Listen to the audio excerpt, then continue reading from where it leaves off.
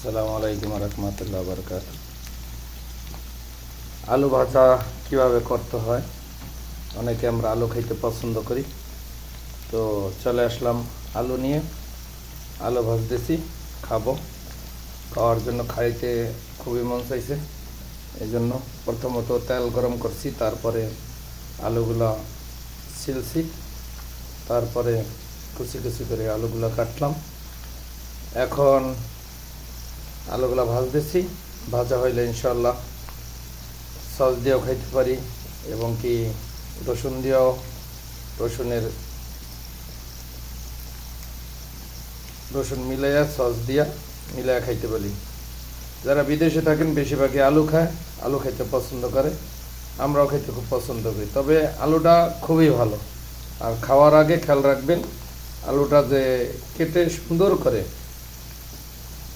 করে ধুয়ে তারপরে যে খান, কারণ আলুর ভিতরে অনেক সময় বালু থাকে, অনেক সময় পোকাও থাকে। আলু পোকা থাকে, এগুলা দেখা সুন্দর করে তারপরে খাওয়া দাওয়া করিয়েন। খাওয়ার আগে সবসময় খেয়াল রাখবেন আলু যে ভালোভাবে লাড়তে হবে, এইভাবে লাড়লে আলুটা সুন্দর হবে। আলুটা হয়ে গেলে তারপরে দেখতে একটা সোনালি বাদামি কালার আসবে, দেখতে খুবই সুন্দর লাগে। যদি কেউ চান এইভাবে ঘরে বৈশা আলু বানায় খাইতে পারেন। এগুলো বাজারে খাইতে গেলে দেখা যাচ্ছে ভালো তেল দেয় না, তো সেই ক্ষেত্রে অনেক সময় শরীরে ক্ষতিও হইতে পারে। তো কেউ যদি চান নিজে নিজে ঘরে বৈশা বানাইয়া সেটা খেলেই সবচেয়ে ভালো হয়। তবে আশা করি তেলটা যদি ভালো হয়, মানদণ্ড ভালো হয়, তাহলে অনেকে কোলেস্ট্রল থাকে। যদি তেলটা মানদণ্ড ভালো না হয় তবে সেই ক্ষেত্রে খেয়াল রাখবেন, ক্ষতি হইতে পারে।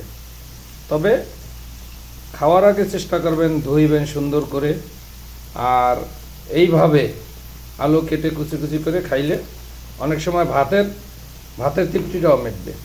তবে আলু খাইতে পছন্দ করে না এমন লোক খুবই কম আছে, বড় ছোট সবাই আলু খাইতে পছন্দ করে। তবে যে যেখান থেকে আমার ভিডিওটা দেখছেন, আশা করি সবাই চ্যানেলটা সাবস্ক্রাইব করিয়েন। আর ভালো লাগলে আরও ভালো ভালো রেসিপি যদি বানাইতে পারেন তাহলে আমি বানায় দেখাবো।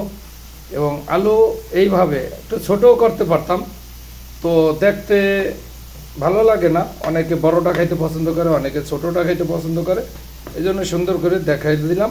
যদি আগামীতে বলেন যে ছোট করতে, তাহলে আমি ছোট করে বানাবো। তো আশা করি সবাই ভালো আছেন, ভালো থাকবেন, আর আমার সাথে চ্যানেলটার পাশে থাকবেন।